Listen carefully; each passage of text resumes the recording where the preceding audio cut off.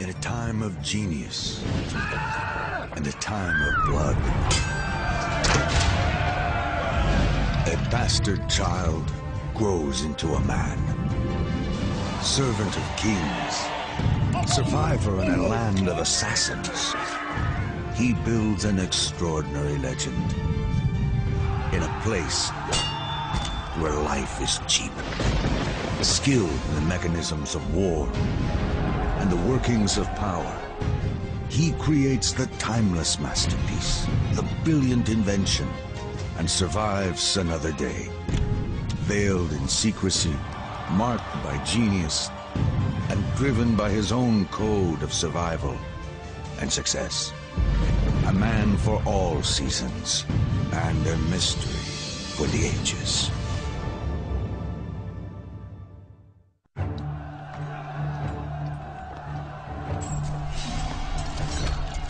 Constantinople, the capital of the Byzantine Empire. It stood as a symbol of Roman glory for more than 1,000 years. But after a brutal siege, it falls at last to the Muslim Turks. The Pope, Pius II, right after the fall of Constantinople, reminded everybody in letters he sent throughout Europe that this was a monumental event. The collapse of the mighty Byzantine Empire seems like the very end of civilization itself. But civilization is about to see a rebirth. With the old city, an old idea dies, and a new one escapes, finding refuge to the west, in the city-states of Italy. To the Byzantines, God is the center and meaning of everything. But a revolutionary idea, humanism, allows for the study of man and new explorations into science. It is a philosophy with the power to change the world. In studying God, we can study the theology and the philosophy of God. But in studying man, we can study biology, zoology, anthropology, technology, sciences of all different types. Humanism transferred man's focus to man.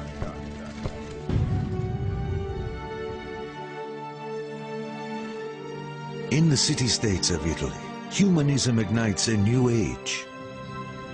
The Renaissance, heralding an explosion of new ideas, new inventions, and new discoveries. It is a time like no other. It's a nice time to be born as a really brilliant person.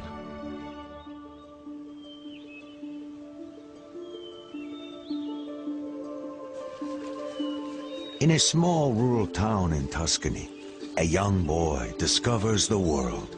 Almost from the beginning, the mysteries of nature fascinating. He grew up in the countryside outside of Florence, and he seems to have been able to find all kinds of animals and plants and insects. But young Leonardo has no real place in the world, no future. He is the bastard child of a respected notary and a poor farmer's daughter. He lives in his father's house, while his mother is left to marry a man of her own class. His mother married, sometime after Leonardo was born, a local guy who's known through what seems to be a nickname, Attaccabriga. The fighter, the quarreler, the guy with the fists. They probably lived locally. It's not inconceivable that Leonardo would have had some access to her, but it's equally possible that Leonardo's family kept him away from these other people who were of a different social station. Young Leonardo enjoys a comfortable childhood with his father and stepmother. But because of his illegitimate status, his prospects look bleak. It's sort of like a second-class family membership. Legal offspring, obviously, are going to inherit the family estate, as well as follow the father into the family business. Leonardo is disqualified in some measure from that. Leonardo! Sì, madre. Torna a casa, immediatamente. Ma perché devi sempre far di tutto un gioco? Destined for life as a tradesman, he cannot even take his father's name. He is known as Leonardo from Vinci. His family will spend no money on his formal education. You can sort of imagine what it must be like to have been considered illegitimate in an age when being illegitimate really meant something. There were, professions that were closed to you. You were constrained greatly by that, by something completely beyond your control. Faced with his illegitimacy, young Leonardo begins to develop a code to push beyond all expectations, past all obstacles. It will eventually propel him into the corridors of power and on to greatness.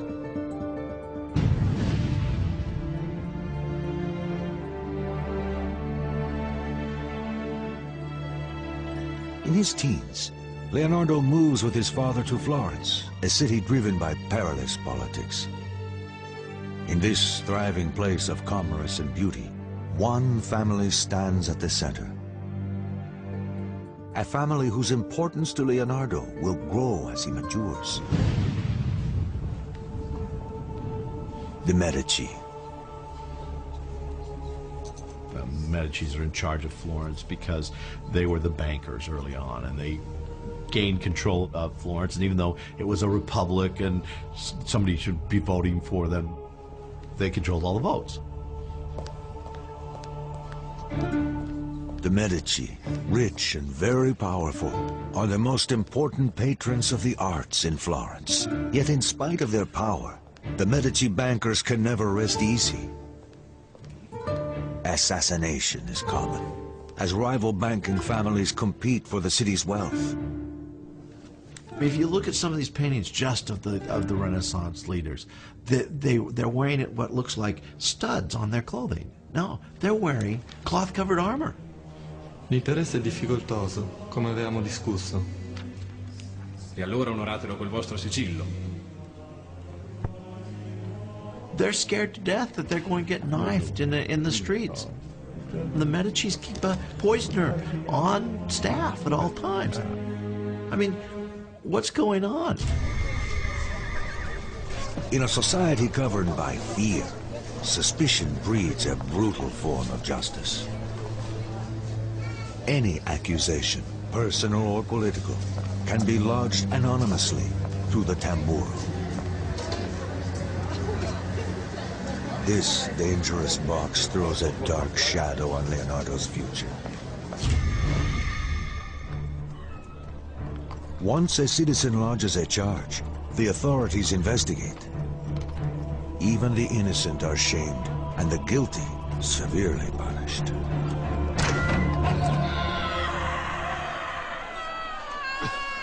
The sight of dead bodies executed in public is commonplace in a city like Florence, as it is throughout Italy.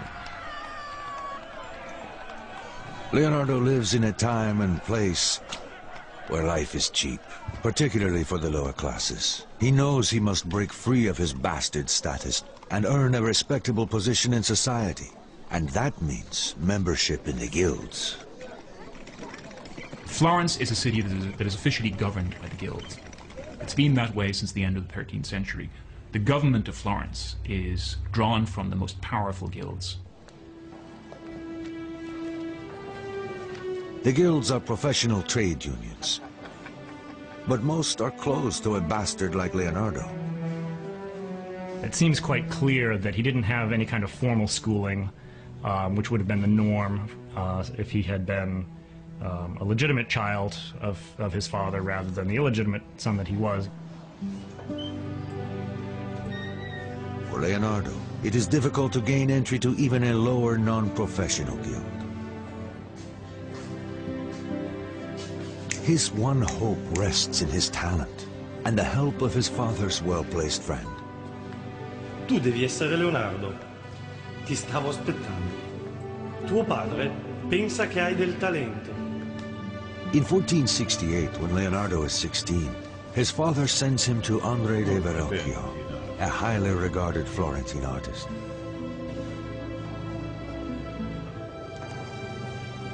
This is how you do things in Florence. You get referrals from your relations, your neighbors, your extended network of clients and friends.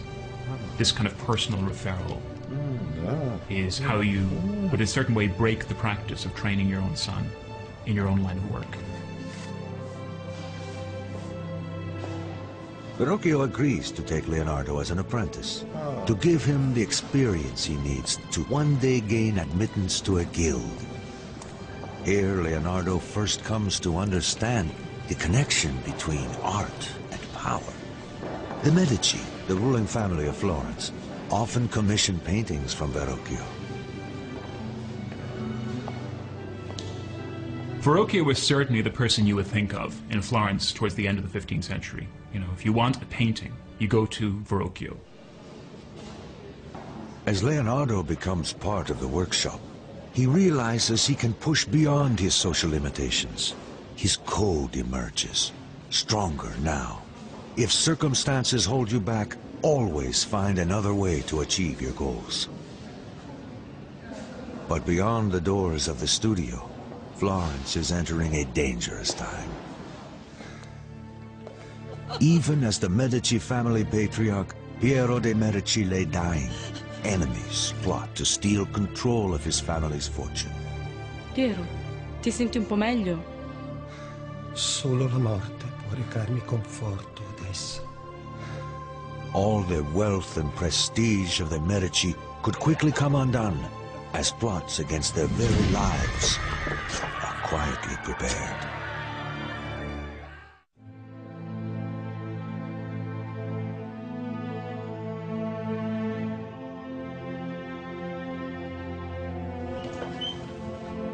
As young Leonardo da Vinci arrives in Florence to establish a career, Florence finds itself at the brink of violence. The ruling family of Florence gathers at the deathbed of the patriarch, Piero de' Medici.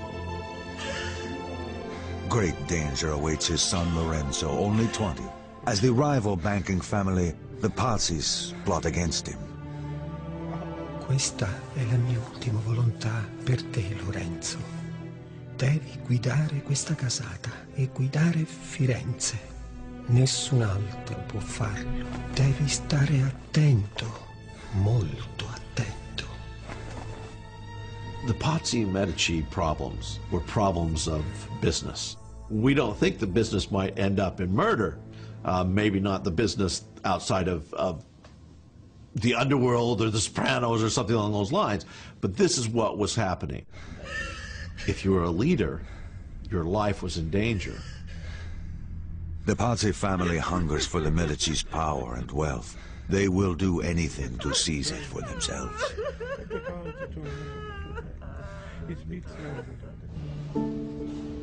The young Leonardo is unaware of the political storms gathering around Florence. Though he will never meet them, the Medici will exert a profound influence on his young, ambitious life. In the studio, Leonardo works on, his code driving him to learn all he can, to excel beyond his teacher's expectations. His notebooks reflect the demands he makes on himself. The painter must develop all his skills, because there is no self-respect in doing one thing well and another badly. The Verrocchio workshop is active in all kinds of media, has command of technologies of different kinds. Not just painting, but painting on ceramics, marble sculpture, sculpture in bronze, other metallurgical enterprises, like the casting of cannons, the casting of bells. He joins Verrocchio at a crucial time. The maestro grapples with an incredible technological challenge.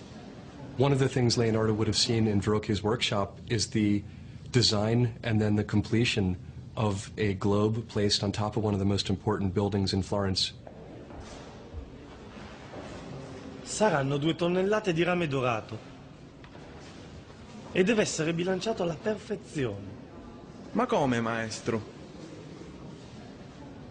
The construction of the 2-ton ball and the engineering required to hoist it to the top of the Duomo will rival the completion of Florence's grand cathedral dome itself. It will be made of copper, gilded with amalgam of mercury. You couldn't call the riggers and have them come do it for you. You had to do it all yourself from memory with the skills you had learned. So he picked up an enormous amount of not only artistic training, but practical engineering training and mechanical training, just being part of the studio. Leonardo studies the Cara Granda, or Great Hoist, which will lift heavy objects to the peak of the dome and the swiveling crane at the top. This early exposure to mechanical engineering will have great influence on his later inventions. In Verrocchio's studio, Leonardo sees how his talent might allow him to escape the limitations of his bastard origins, and he is about to have his first taste of the world he aspires to.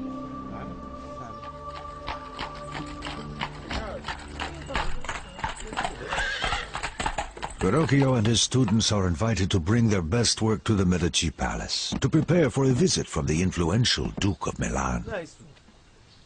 According to 16th century Italian biographer Giorgio Vasari, Leonardo has already distinguished himself.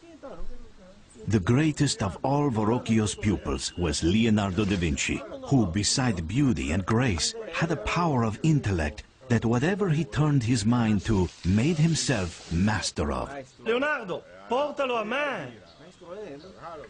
In the grand house, the young men will see how wealth and beauty come together in the homes of the very powerful.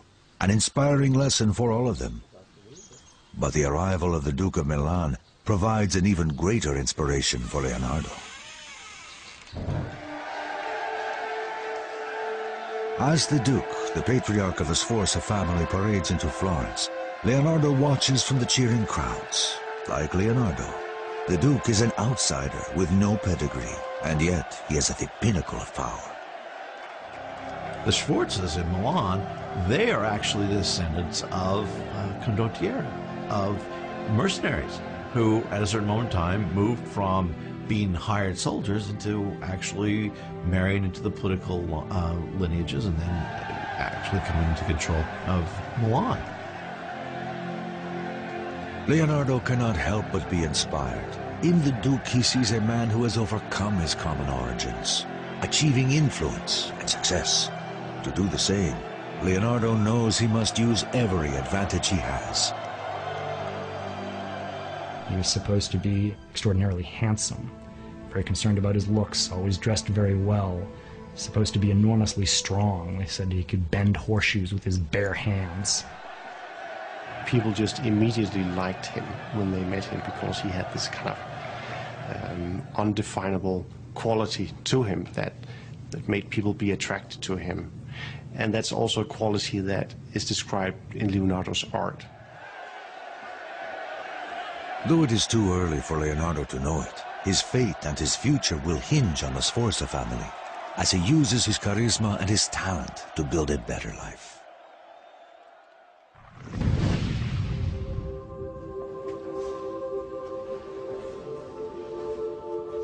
Leonardo is now 20. He completes his apprenticeship and has finally joined the guild as a painter. A huge step into the world of professional legitimacy. He can now seek high-level commissions on his own. But something holds him back.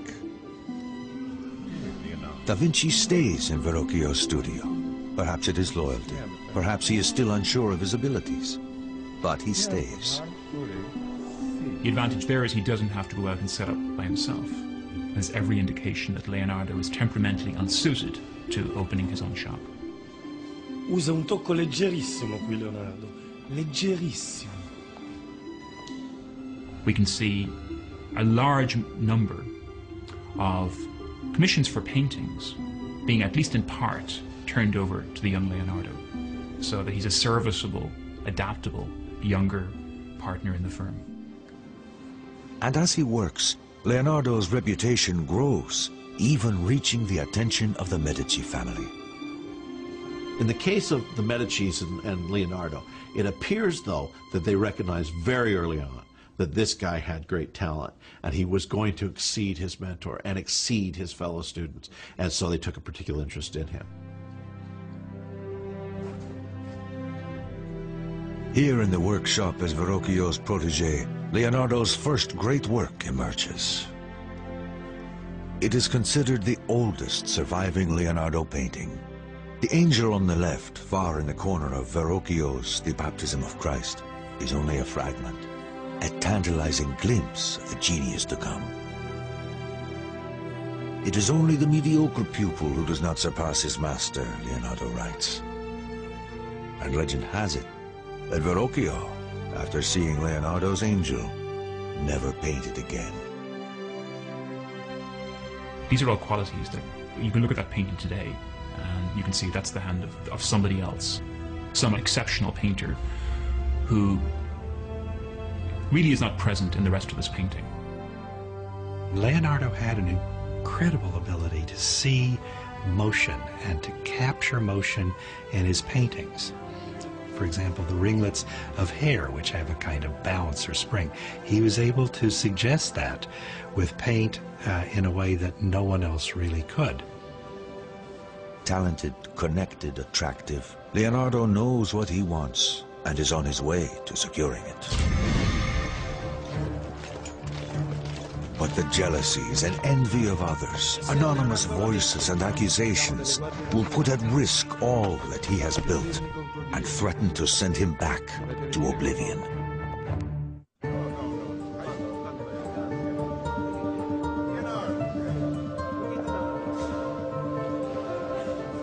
In a little more than a decade, Leonardo da Vinci, at age 24, transforms himself from the bastard son of a notary to a legitimate artist recognized by the Medicis, the most powerful family in Florence. Florentines are very competitive. It's very, very frustrating to be an artist in Florence, but also competition makes things better, makes you do a better job as an artist. In Verrocchio's studio, his persistent experimentation with paint and technique sets him apart. This commitment becomes a vital part of his code, a way to push ahead of his competitors who are better educated. He records his thoughts in his notebooks. I know that I am not a man of letters. Experience is my one true mistress, and I will cite her in all cases. Only through experimentation can we truly know anything.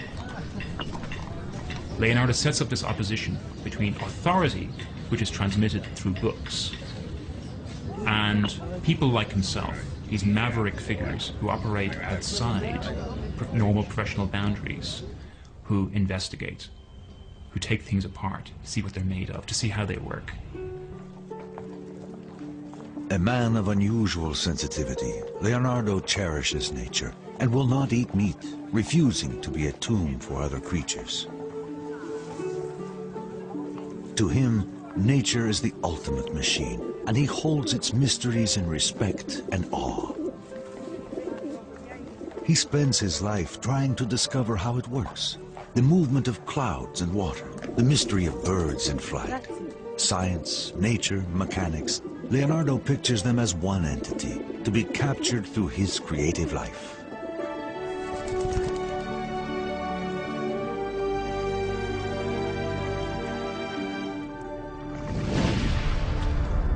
Nature is one thing, human nature something else. The success that has lifted him above his bastard status has also earned him envy and resentment. Dark forces move against him. Oblivious to any danger, Leonardo throws himself into new experiments to understand the nature of light and shadow. He examines the fall of candlelight on fabric and how the human eye records it. His notes reveal the importance he places on these studies. Nothing can be recognized without light and shade. It is only through the eye, the window of the soul, that we can truly understand the complex workings of nature.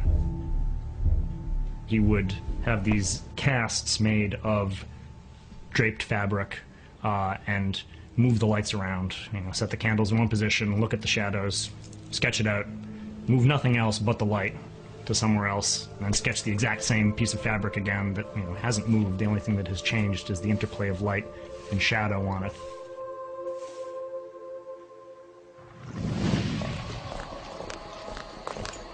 But in 1476, envy and betrayal catch up with him.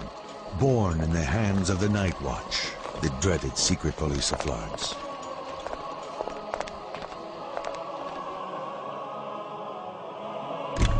Messer Leonardo da Vinci. Siamo delle guardie notturne. Siete accusato di crimini contro Dio. Dovete venire con noi.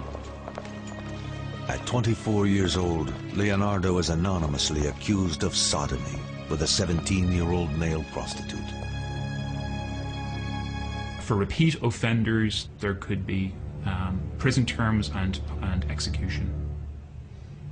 The official penalty for sodomy was burning. It was to be burned to death. The humiliation is brutal. Nothing, he writes, is to be feared so much as a damaged reputation.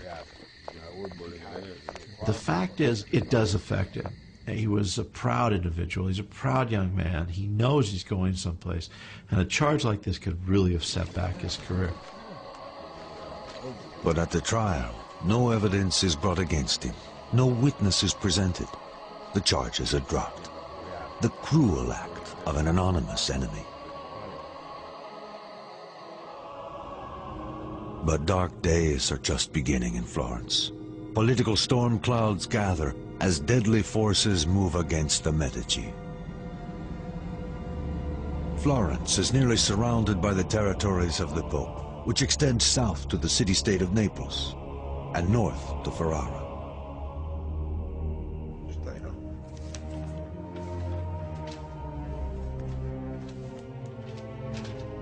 But this realm is not enough for the avaricious Pope Sixtus IV. The Pope conspires to expand his power into northern Italy, into the lands held by the Medici. To break the Medici stronghold, Sixtus finds an eager ally in rival banker Francesco de Pazzi. Ed io, Francesco de Pazzi, presterò a voi I soldi necessari ad estendere le terre papali. The Pope transfers his accounts into the coffers of the Pazzi family bank. But the Pazzi want more than the papal account. They want the Medici out of the way. Forever. The Medicis needed money in their banking system. The Pazzis needed money in their banking system. And when the two of them were vying for what little amount of money there was in Italy that was not already spoken for, that's when problems occurred. And that's when we get to violence.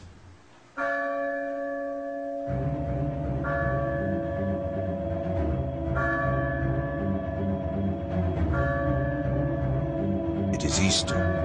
In celebration of the Prince of Peace, the Medici take their personal seats across the aisle from the Pope's henchman, Francesco de Pazzi. They have no idea of the danger they're in. At a prearranged point in the Mass, it begins.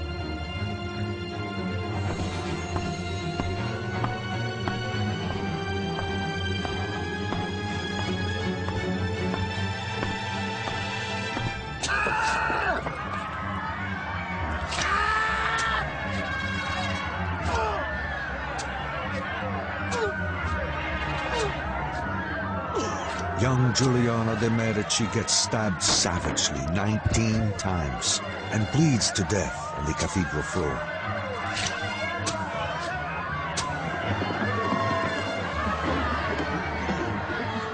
His wounded brother, Lorenzo, barely escapes.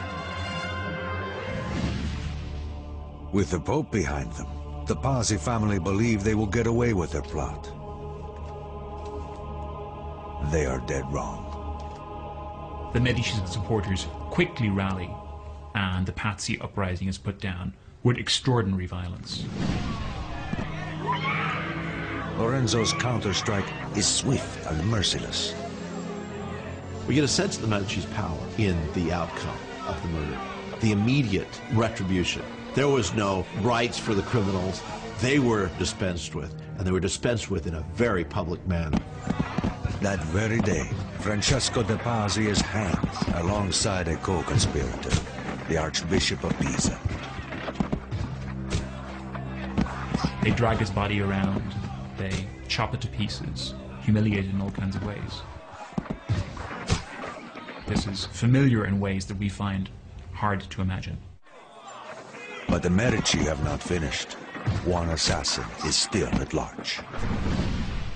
Weeks later, Bernardo Baroncelli, the murderer of Lorenzo's brother, is finally captured and hanged before an enthusiastic crowd. Leonardo da Vinci is there. Here's the young Leonardo drawing this hanging corpse and writing underneath who it is and exactly what he's wearing. That's one of the first things we have of Leonardo. Leonardo makes the famous drawing of Baroncelli hanging on the gibbet. The bodies of condemned criminals is commonplace in a city like Florence, as it is throughout Italy.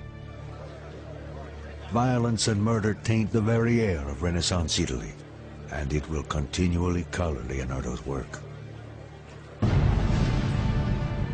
Two messengers race to Florence, carrying deadly news. The Pope has excommunicated Lorenzo de' Medici in retribution for executing the Archbishop of Pisa. He dispatches the army of Naples to force Lorenzo to surrender. This is a big army. This is something that is going to be difficult to defeat, and difficult to defeat without a huge amount of economic loss and loss of lives and societal upheaval.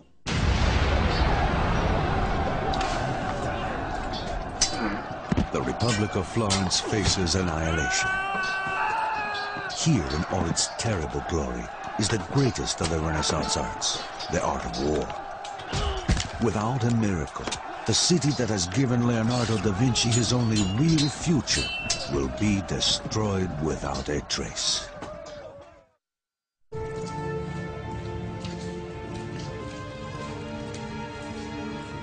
Messer Leonardo da Vinci. Arrested on trumped-up sodomy charges, Leonardo da Vinci endures a damaged reputation. And then Florence itself is thrown into danger as war erupts with Naples. To punish the Medici for the execution of one of his archbishops, Pope Sixtus sends King Ferdinand of Naples to invade Florence and attack the smaller Florentine army. The Florentine forces, mostly mercenaries, fight with the sustained violence of professional killers. But the more powerful army of Naples quickly take the upper hand, smashing into the Florentine forces with unforgiving savagery.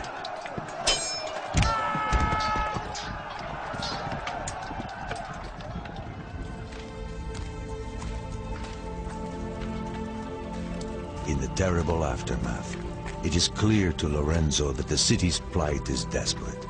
His troops are being cut to pieces. He must find a way to end this war and somehow save Florence. It seems the larger political landscape may provide Lorenzo with a way out. The Muslim Ottoman Empire, greatly feared by the Christian Europeans, has threatened the entire peninsula for some time. Florence, Naples, and the Papal States are all at risk. In a bold and dangerous move, Lorenzo travels to confront King Ferdinand of Naples, face to face, attempting to convince him that the Italian states should be unified against the Turks, rather than fighting each other. If he fails in his mission, Florence is finished. Se una bombarda colpisce a segno in linea diritta 10 braccia. The risk was significant. He could have died. He could have been taken hostage while he was gone. He could have been replaced by usurpers. Intrigued but unconvinced, the king has him arrested while he considers the proposal. Back in Florence, Da Vinci, like everyone else, is caught up in the tension and anxiety of impending war. He begins designing ladders and other devices for defending and scaling walls. These ladders are designed to carry 2 men. They are also useful for a tower, where you might fear that a rope ladder could be detached by the enemy.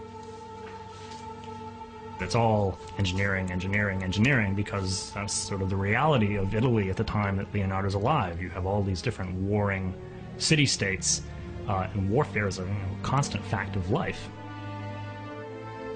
Da Vinci labors on and waits, putting his active mind to work on defensive fortification and other weapons of war. 3 months pass with no word of Lorenzo de' Medici. In the streets of Florence, the citizens wait in fear. The weeks drag on without news of their leader or their larger fate.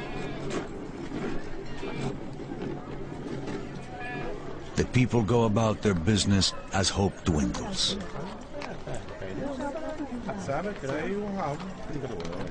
The Medici dynasty and Florentine independence seem doomed. They knew what their situation was. When Lorenzo's in the camp of an opponent, they must have been nervous. He could lose his wealth.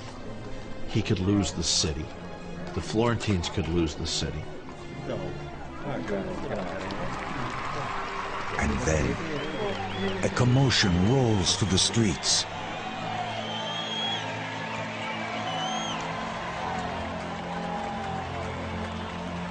In triumph, Lorenzo returns, having convinced King Ferdinand of Naples to end the war. The crowd celebrates his courage and statesmanship. Lorenzo the Magnificent has pulled Florence back from the brink.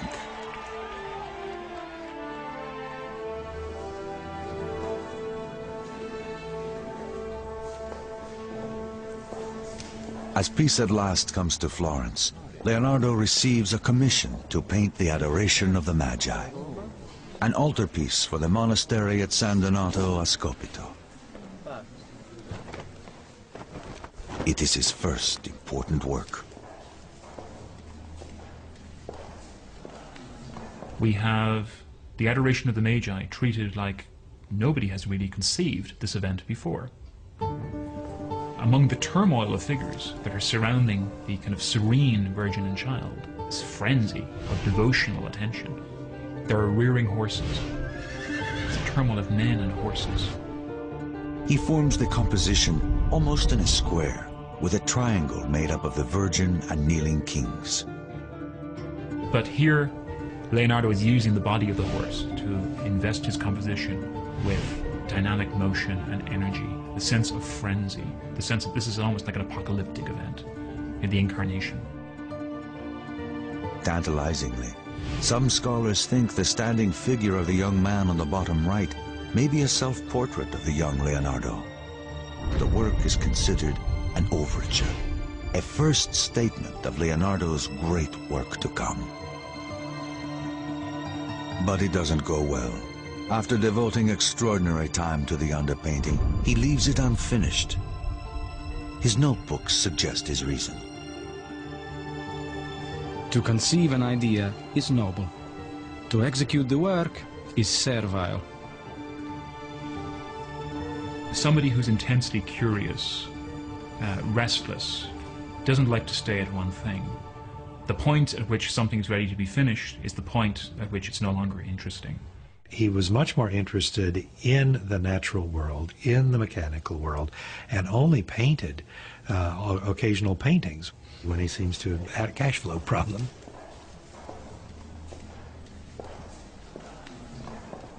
It is a bad time for Da Vinci to abandon his painting.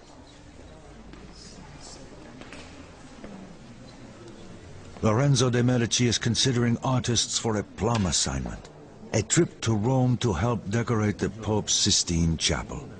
It is the kind of commission that a young artist like Leonardo could only dream of, a real chance to shine before the most powerful patrons in Italy. Lorenzo's choice will affect Leonardo's future and shape his destiny, for better or for worse.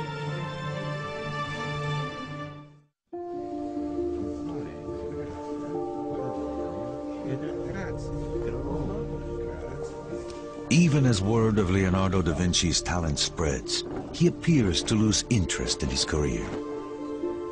An important commission is not completed. Clients grow angry. And when Lorenzo the Magnificent chooses his finest artists to send to Rome, Da Vinci is not selected. The Adoration of the Magi is one of the great masterpieces of the High Renaissance, and yet Leonardo was unable to finish it, and some believe that he had conceptualized the end of the painting in his mind, and that was enough for him, rather than actually going to the brush and doing it physically. And so he found himself in lawsuits a number of times because he couldn't finish his work. He cannot deal with the ordinary conditions of production, of clientage, of contract, supplying works to deadline, according to a patron's specifications. He didn't finish anything. Psychologists today have names for these things. Perhaps he was ADD. Perhaps he was obsessive compulsive. Maybe he was anxious. Maybe he was depressed. We don't know exactly what his ailment was, but there seemed to be something afflicting his mind. It seems that Da Vinci's greatest gifts, his restless imagination and endless stream of ideas, complicate his drive for success. Again, circumstances hold him back, and he must find another way to achieve his goals. You're not really sure he wanted to be an artist. That was his inroads into the court life and into the patronage life. But when he gets there, he almost kind of leaves it behind. Unsatisfied with painting, Da Vinci decides it is time for a change. His code demands that he find another channel for his ambition. He needs a fresh start and new opportunities. And so he travels to Milan. As the most northern of the Italian states, Milan is the most vulnerable to foreign invaders. And so it is heavily militarized, a center for weapons production and military technology.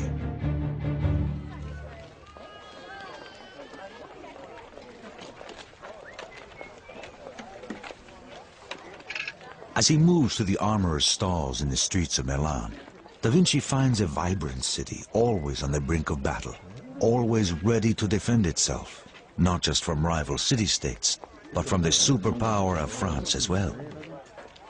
In the tools of war, large and small, Da Vinci sees a future he could not realize in Florence.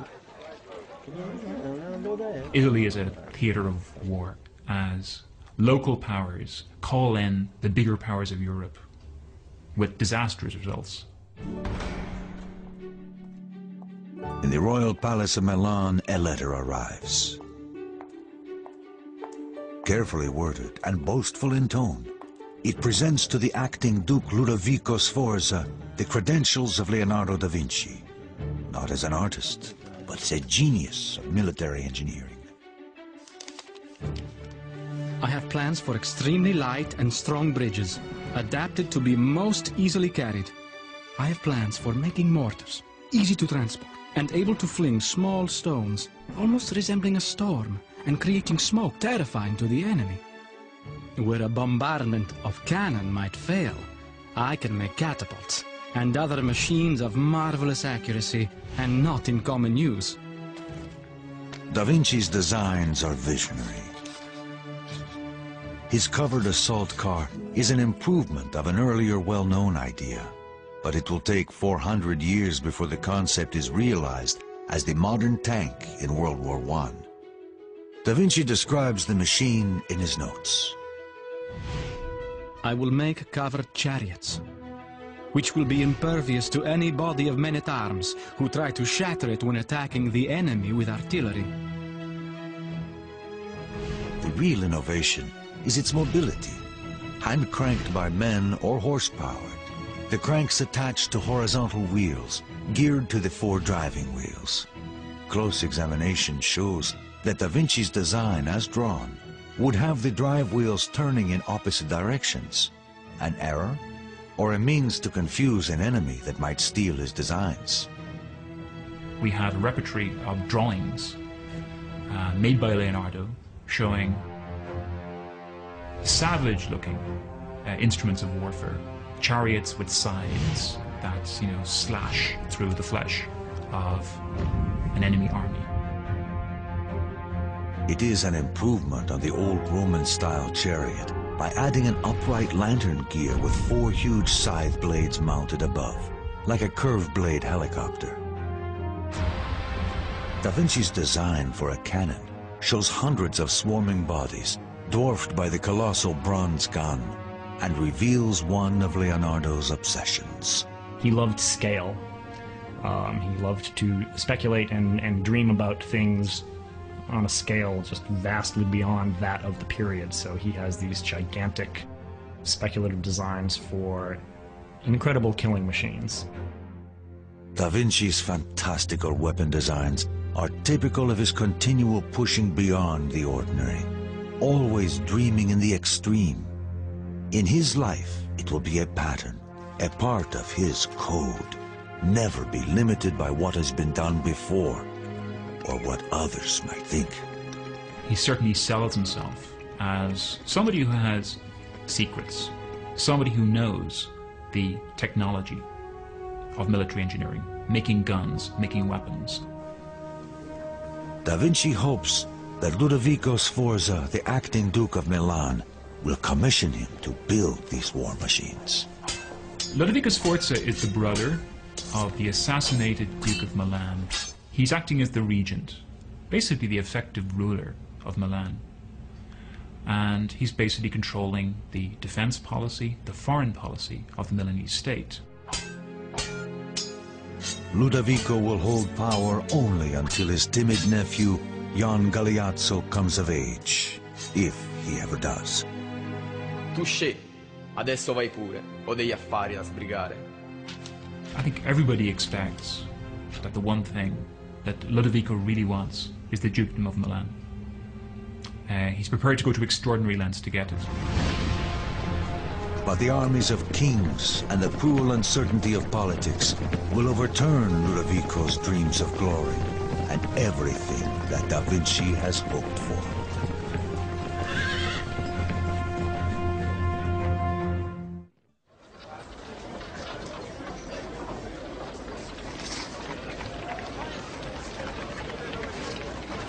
After leaving Florence, Leonardo da Vinci, now 30, arrives in Milan hoping to sell his skills in military engineering to the acting Duke Ludovico Sforza, a shrewd and militaristic noble. He walked away from what would have no doubt been a secure and comfortable living as the society painter in late 15th century Florence. He went instead to the bustling but military, aggressive, politically turbulent city of Milan, up near the French border. At the end of the 15th century, Italy is a theater for war, as the smaller city-states of Milan and Naples struggle to survive against the superpowers of France and the Ottoman Empire, pressing in from all sides. Cleverly exploiting these unstable politics, Leonardo's letter to the Duke outlines every imaginable military skill he has as an engineer. Fortress design, cannon construction, siege machines. Only in the very last line does he mention that he is also a painter.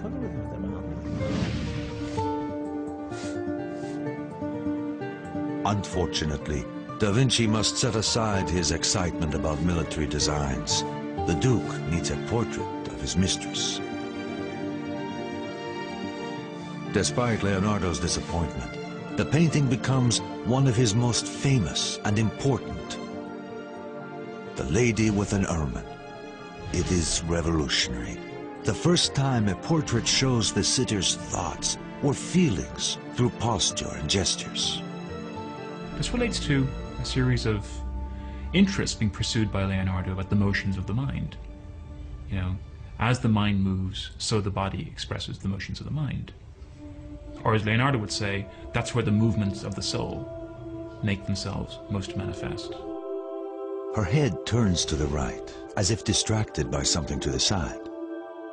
The animal as well is tense and alert. Again, Da Vinci's code pushes him to tackle new ideas. He's almost obsessive in his quest to want to know as much as possible about what he's interested in while he's interested in it. Sforza, the grandson of a mercenary, and Da Vinci, the bastard son of a notary, depend on each other to increase their social standing. Guardate da questa parte adesso, signorina Gallerani. È un piacere posare per voi. This is not what he came to Milan for, but he is experienced enough to know that power and opportunity are always close companions. And the enormous Sforza family ego soon presents that opportunity. The Duke commissions a colossal statue of his father, astride a powerful stallion. And so Leonardo begins to study the proportions of horses, using a small and docile model as his subject. The distance between one ear and the other should equal the length of one of the ears. The length of the ear should equal a fourth of the face. Sforza wants a statue larger than any other, the biggest horse monument ever seen. It's often held that these warlord princes used art as a means of making themselves look more permanent, more legitimate, more established than perhaps they were in practice. The Sforza have only been around from 1450, but their equestrian monument is going to outdo all others that exist. Leonardo considers the challenge of creating the 24-foot-high statue a career-making opportunity, a triumph of art and technology to last the ages. He will devote more than a dozen years of his life to the process. It was going to be a statue on a scale so much larger than anything that had come before it that it required all kinds of new technologies to figure out how to make this thing. Extending his vision and skill to the utmost, Leonardo will create countless smaller clay models and devote the next several years to figuring out how to cast the Colossus in 60 tons of bronze. Because he wanted to cast the horse in particular as one piece, this would have been cast upside down, he had to dig casting pits. Well, Milan is built in a river valley, and there is a water table down there. The head of the horse, pointing downward, would have been just about at the level of the water table. And if you, in fact, start heating up the water table in an area, you will create some very serious problems, possibly even an explosion. So, in other words, he was working very close to the limits of the possible. This is the very essence of Leonardo's code, to push beyond the expected, not only in his work, but in his life. And as the great horse slowly takes form, Leonardo turns his lively mind again to weapons of war. Like the horse, his designs are huge, monumental. He always engineers these things that are just enormous, much, much larger than anything that existed at the time. And the giant crossbow is sort of the poster child of this mentality. It's about the size, probably, of a tractor trailer in length. The construction is highly advanced, with the bow to be built of laminated sections for the greatest strength and flexibility. The bowstring, drawn back by a worm gear, can be fired silently. People look at Leonardo's drawings of things like the giant crossbow, and they seem to think that this is an original idea. It isn't. What Leonardo is doing is taking an idea that's fairly commonplace and seeing how far he can push it. He begins his famous notebooks, an obsession that lasts his entire lifetime and confounds us to this day.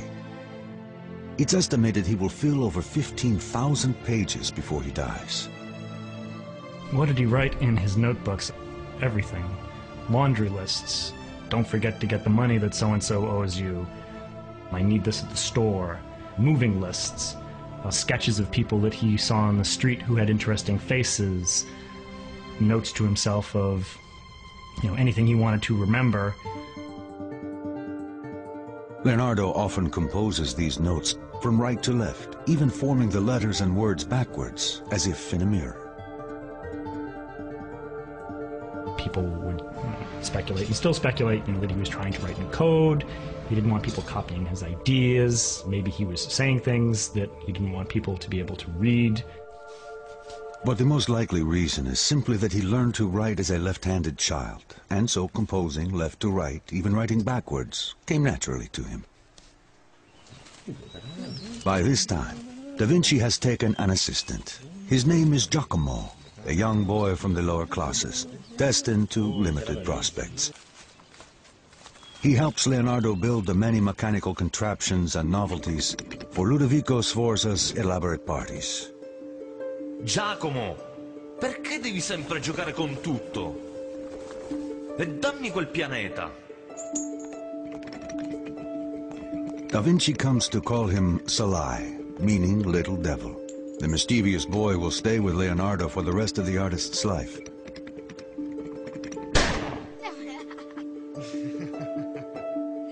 And Salai's name will appear in Leonardo's notebooks more than any other.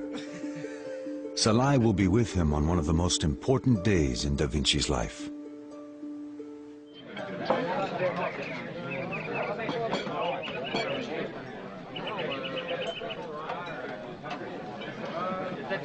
Ludovico stages an elaborate family celebration, which features Leonardo's colossal clay model of the Sforza horse, unveiling it for the first time before the nobility.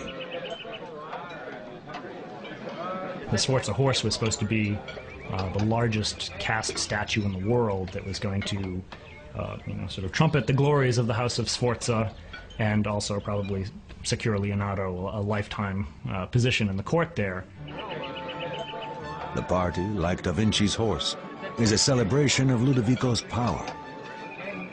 The attendees include Ludovico's beautiful wife, Beatrice d'Este, and his nephew, the real Duke, Jan Galeazzo, now 25. It's become quite apparent that young Galeazzo Sforza has been sidelined by Ludovico, his uncle, who really has designs on the duchy for himself. Jan Galeazzo will never assume power. Within the year, he is dead. Some say poisoned, making Ludovico the Duke at last. With nothing to curb his ambition, he will set Milan and Leonardo on a collision course with war. Siamo pronti, Leonardo!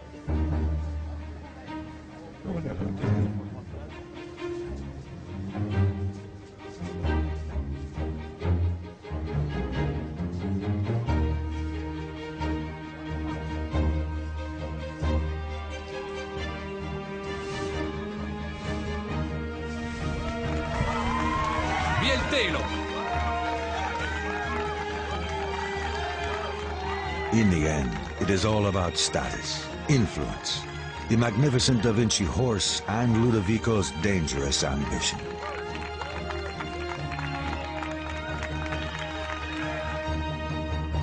In 1494, as the new Duke of Milan, Sforza joins forces with France.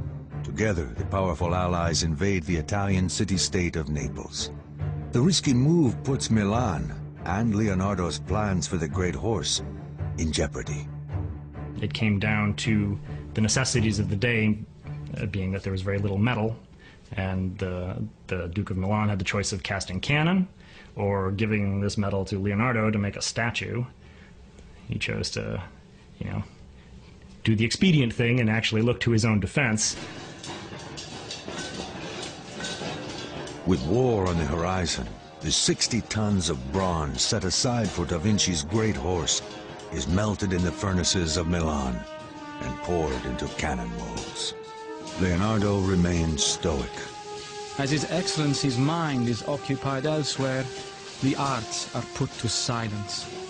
Of the horse I will say nothing, because I know the times. The Duke, still eager to establish a great legacy for the Sforza name, gives Da Vinci a new commission, a religious mural for the court church Santa Maria della Grazie, to be decorated with his family coat of arms. it will become one of the world's great masterpieces. But to the priest's consternation, years pass with no sign of completion. Maestro Leonardo, quando pensate sarà finito? Ho solo bisogno di mettere una faccia a Giuda. No, fermo lì. La vostra sembianza sarà perfetta.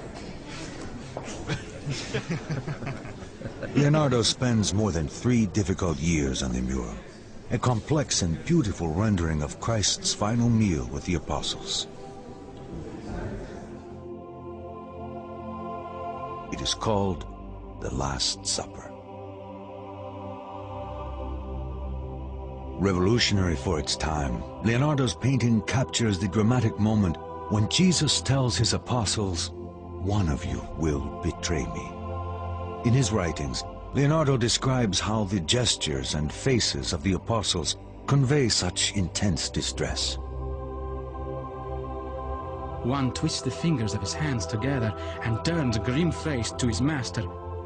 Another, with hands outspread, showing the palms, shrugs his shoulders. Da Vinci's attention to human response reveals his obsession with science.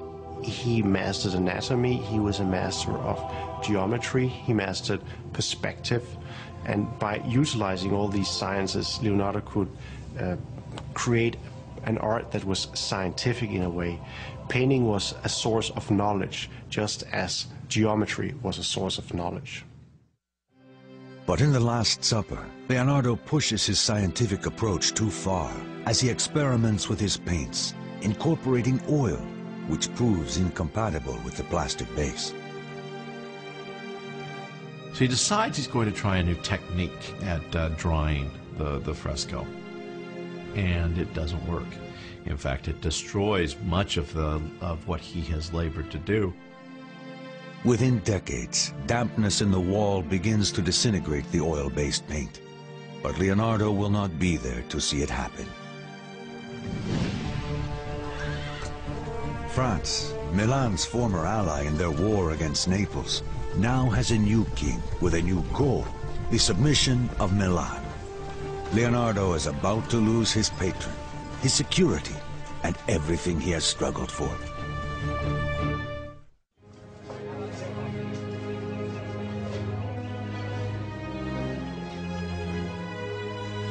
In Milan, Leonardo da Vinci has created some of his most important work.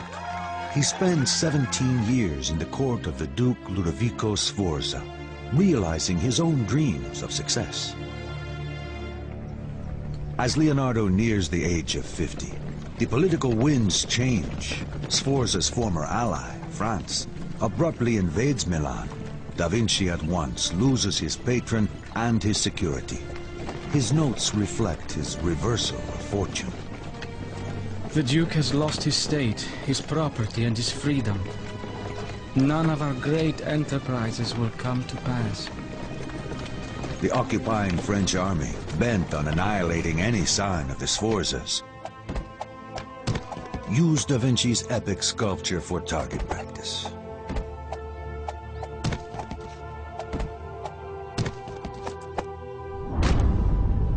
It was a symbolic act. It shows how closely these equestrian monuments were identified with the power of a certain ruler. Then secondary, it was a great work of art. But first of all, it was a symbol. Da Vinci learns in this cruel act how fleeting his success might be, and how vulnerable he is to the fickle nature of politics. Saddened by the loss of the great horse, an aging Leonardo leaves Milan with his faithful apprentice Salai.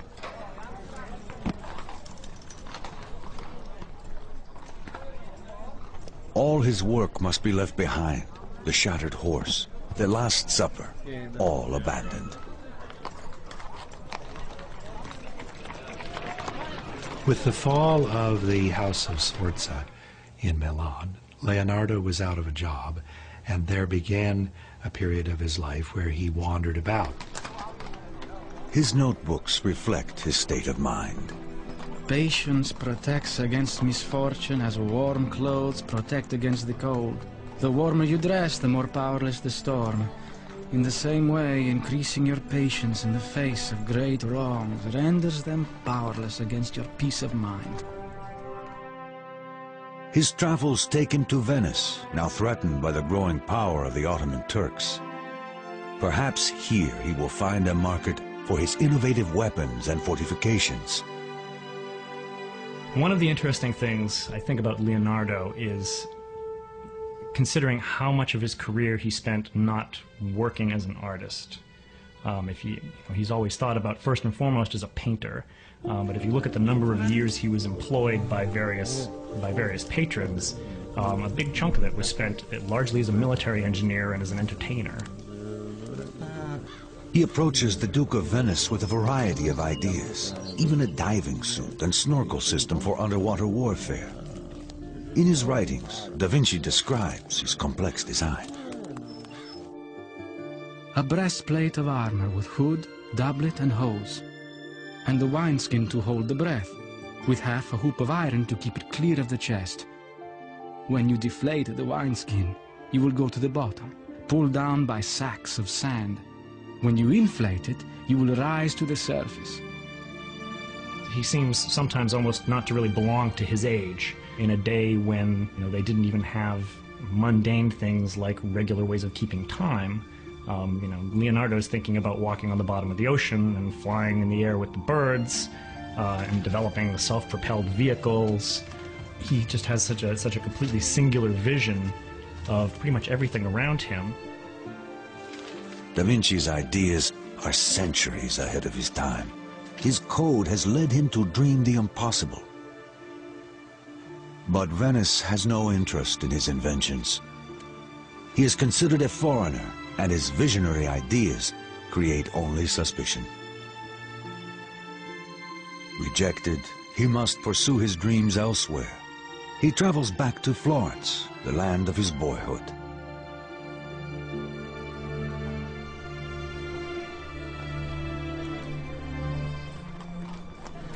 It had long since come to my attention that people of accomplishment rarely sit back and let things happen to them. They go out and make things happen. But Da Vinci's confidence will soon be challenged. The Florence of his youth has changed. Though he is still recognized as a great artist, someone newer and younger has captured the city's imagination.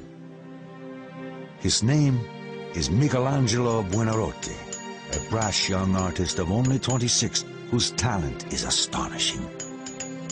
Leonardo despises him. Artists of the Renaissance were extremely competitive with each other and with themselves. Tough, disheveled, and arrogant, Michelangelo defies Leonardo's expectations of the courtly artist. In his notes, Da Vinci voices his disgust. The sculptor's face is covered with paste and all powdered with marble dust, so that he resembles a baker. His house is dirty and filled with chips and dust of stone. With the painter, it is just the opposite. Well-dressed, sitting easily in front of his work and moving a very light brush. His home is filled with music, unspoiled by the pounding of hammers.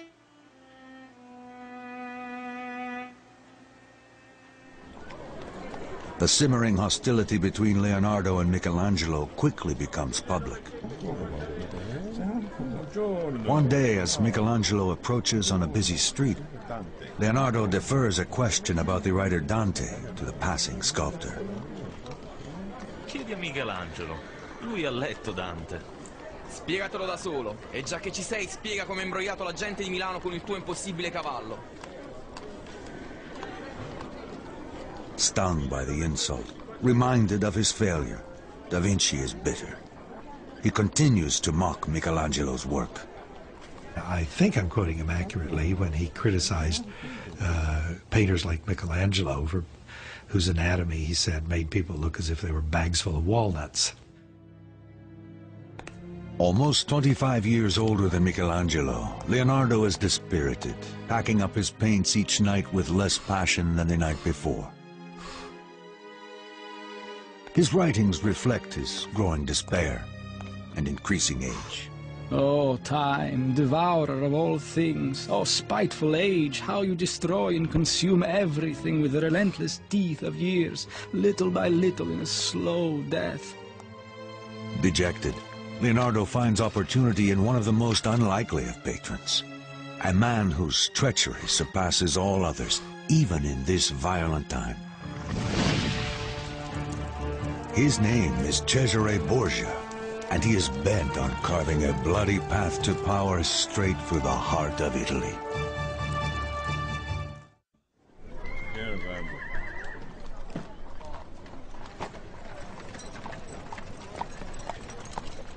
Having lost the work of 17 years, a disheartened Leonardo da Vinci eventually returns to Florence, only to find himself challenged by a much younger rival, the great artist Michelangelo. His notebooks reveal that even in the face of all this, his code demands that he push on. Obstacles cannot crush me. Every obstacle must yield to stern resolve. He whose gaze is fixed on a distant star will not falter. In 1502, Da Vinci finds an unlikely opportunity in Pope Alexander and his bastard son, one of the most dreaded tyrants of the age, Cesare Borgia.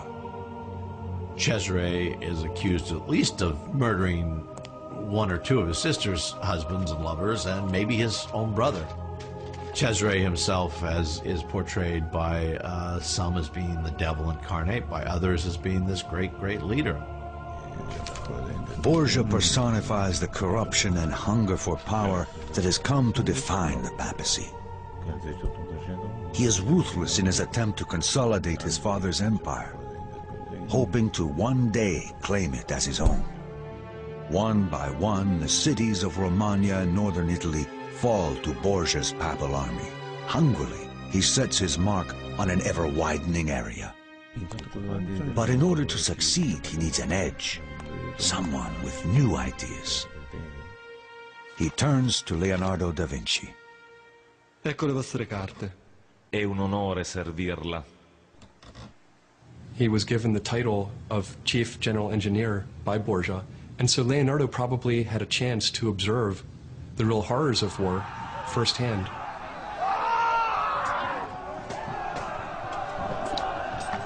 The villages of northern Italy become Borgia's slaughterhouse, as his mercenary armies move to expand the holdings of his father, the Pope. Borgia has been described as one of the cruelest men in Italian history, and in fact Borgia was the subject of Machiavelli's book The Prince, as the model warlord who could achieve this unification of Italy. The death of the innocent means nothing to Borgia, as he seizes whatever he desires. He makes a reputation as a man of extraordinary cruelty, pragmatic, intelligent, and deadly. Da Vinci serves his patron well, supervising the building of defensive works, towers, trenches, and weaponry. He is finally given the opportunity to pursue military designs, to practice the art of war. For Borgia, Leonardo's greatest skill lay in his unique bird's-eye view map, a key to success in battle.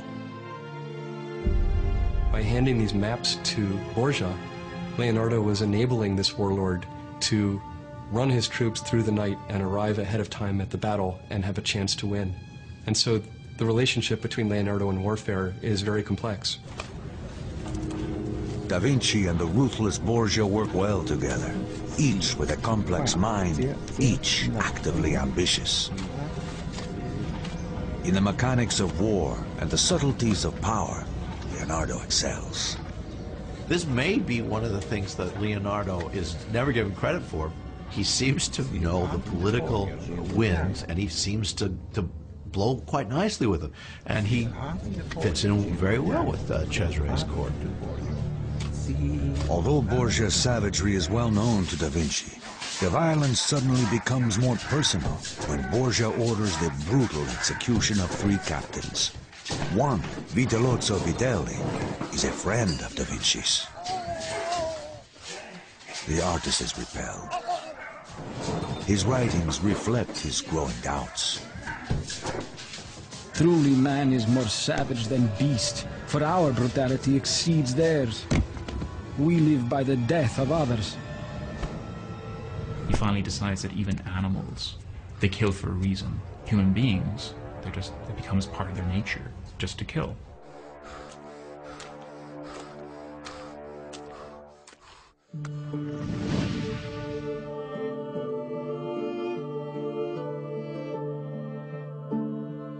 Da Vinci leaves the service of Borgia and returns to Florence and the art of painting, perhaps to explore the gentler side of human nature. There he begins the one work for which he will always be remembered.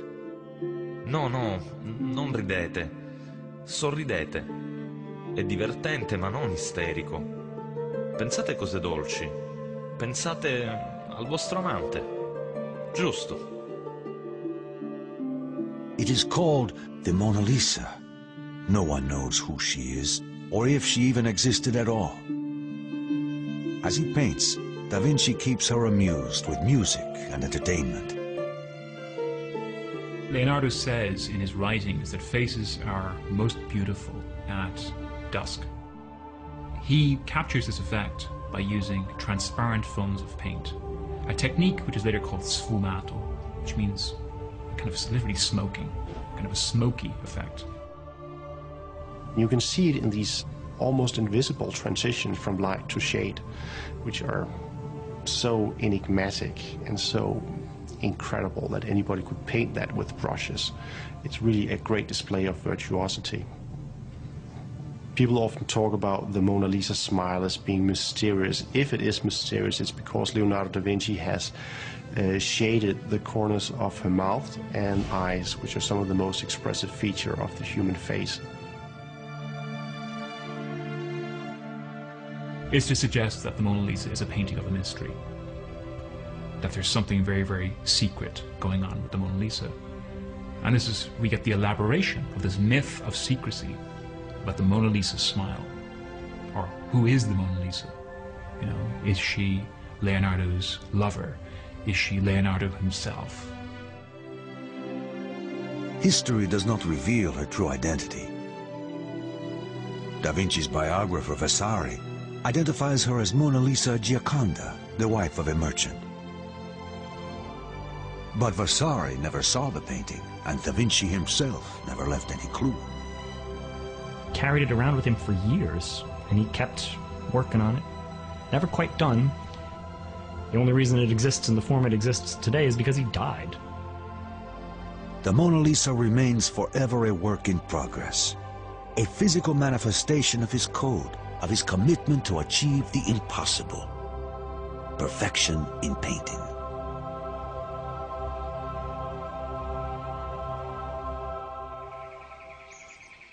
Never satisfied, Leonardo's restless mind continues to ponder the world around him. One of his greatest obsessions is the mystery of flight. I mean, in a day when there is no stop-motion photography, he was able to look at birds in flight and actually see that birds don't just flap their wings up and down. It's a very complicated sort of figure-8 motion of the bird's wing tilting and coming up and turning and pushing down with every single beat. He uses his knowledge of engineering to design machines that he hopes will be capable of flight, and he makes a bold prediction. There shall be wings for man.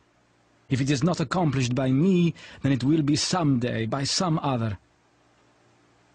He adapts a child's spinning toy into a design for a hovering apparatus, using a helical screw rather than a rotor as modern helicopters do. He creates bat-winged flying machines whose wings would flap like a bird with an elaborate framework, one that even includes a rudder-like flight control. There is a legend that he tried to actually fly a machine and that the machine crashed and someone broke a leg in this attempt. Leonardo's machines are amazing and fantastic in the way that fantastic is fantasy. Maybe they didn't work, but they mean so much as far as the mind is concerned, as far as his actual ability to think beyond the box.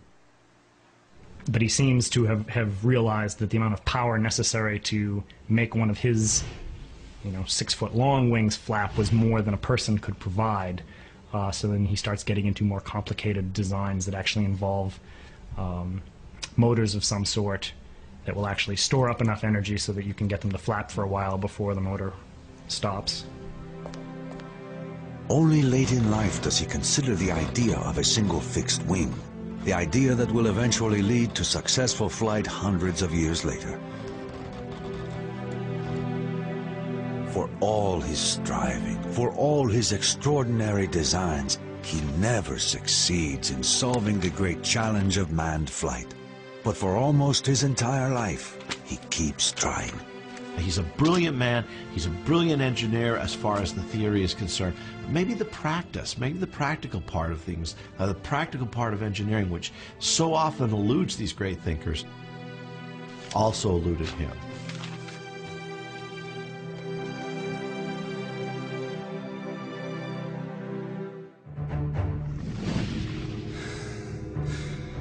Despite Leonardo's frustrations with engineering, it is with a far more complex machine that he achieves his most remarkable success.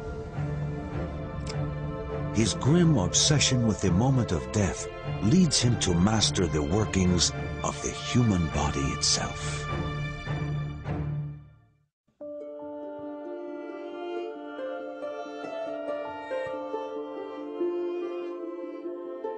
Leonardo da Vinci, now 53, has been working on the most recognized and celebrated masterpiece of all time, the Mona Lisa.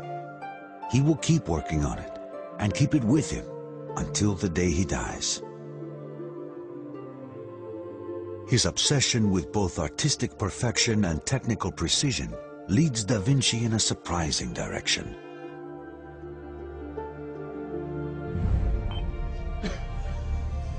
He turns his insatiable curiosity to the study of life's greatest work of art, the human body.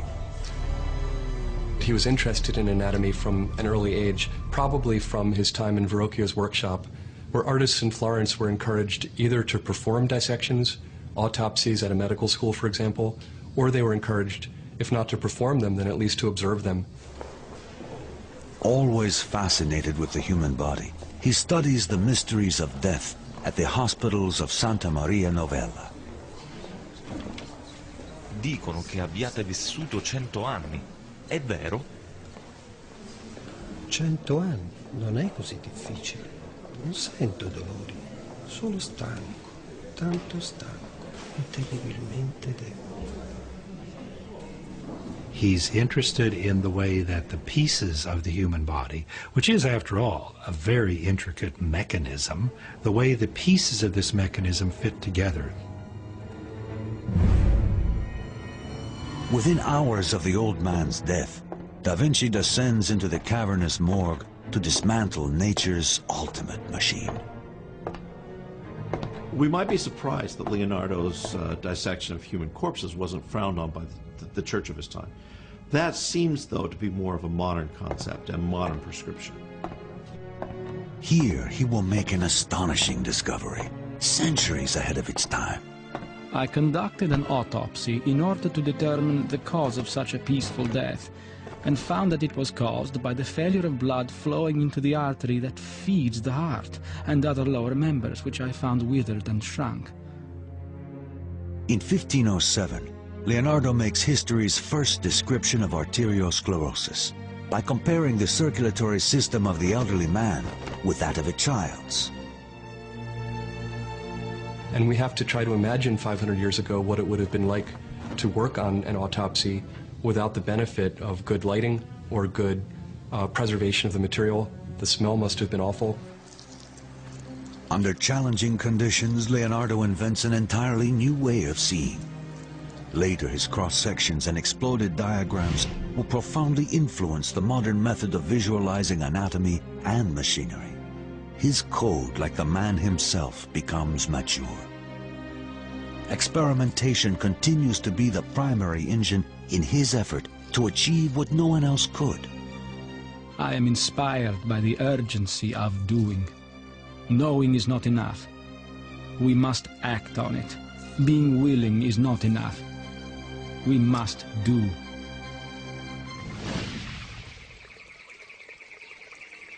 His famous notebooks reveal the extreme scope of his visionary ideas. And yet he never publishes a page of them. Often in his notes you'll see him talking about, I'm going to, do a book on this subject that will lay out this, and this.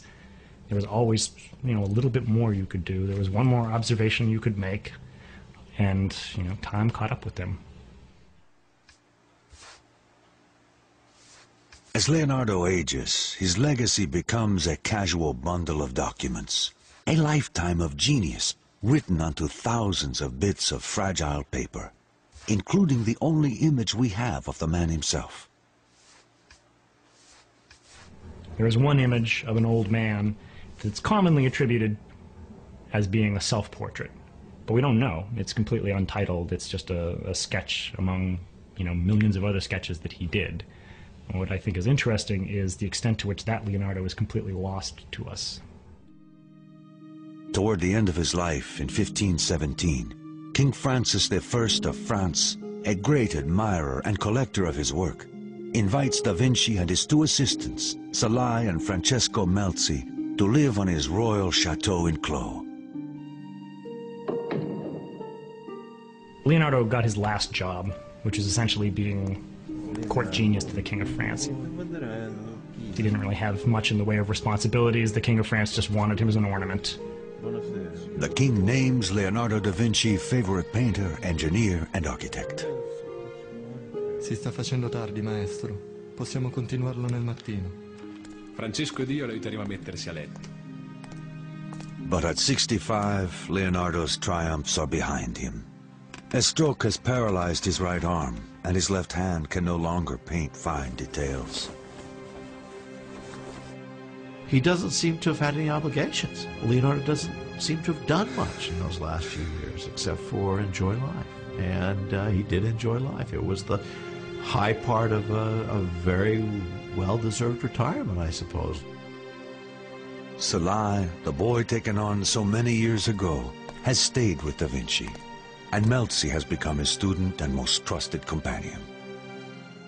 So Leonardo, at the time, he has with him the Mona Lisa, a couple of other paintings, all of which he bequeaths to Melzi, who is his apprentice and had been traveling with him for years and years. In 1519, after months of failing health, Leonardo da Vinci passes into history. I think Leonardo is one of these individuals who had a code of success. He didn't measure it in degrees of wealth. He didn't measure it in degrees of popularity. He measured it in how he felt about his own achievements. To me, Leonardo da Vinci represents something about human beings themselves. He represents someone who overcame a number of social obstacles and really does show what we're capable of. His ability to see so far beyond his present-day reality is, I think, one of the things that makes him eternally popular. And we have a body of writing. We have a trail of documents. With Leonardo, it's a complicated mosaic. Painting was a source of knowledge. To Leonardo da Vinci, painting was a science. He can inspire all of us today, regardless of who we are, to try to make the most of our lives as we can. Da Vinci's genius catapulted him out of obscurity and into the courts of kings. By refusing to compromise his own intellectual code or be crushed by adversity, he becomes the most important man of his age. He becomes immortal.